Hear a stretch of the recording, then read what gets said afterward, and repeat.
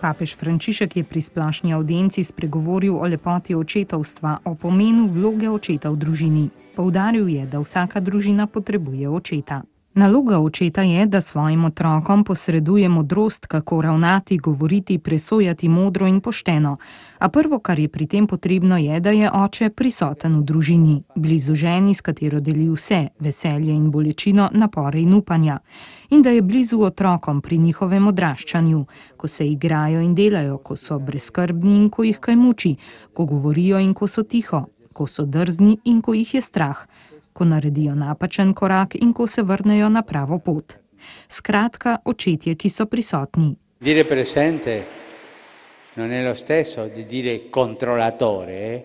Prisoten ne pomeni nadzornika. Očetje, ki preveč nadzorujejo svoje otroke, jih razveljavljajo, jih ne puščajo odraščati. Non li lasciano crescere. V zvezi s priliko o izgubljenem sinu oziroma usmiljenem očetu je papež dejal, da morajo biti očetje potrpežljivi.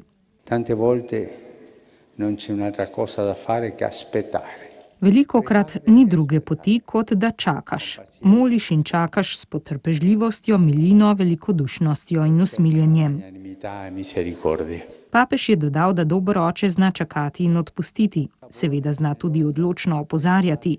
Dober oče ni šibek, popustljiv, sentimentalen. Oče, ki zna opozoriti otroka, ne da bi ga ponižal, je isti, ki zna nuditi zaščito brez pridržkov.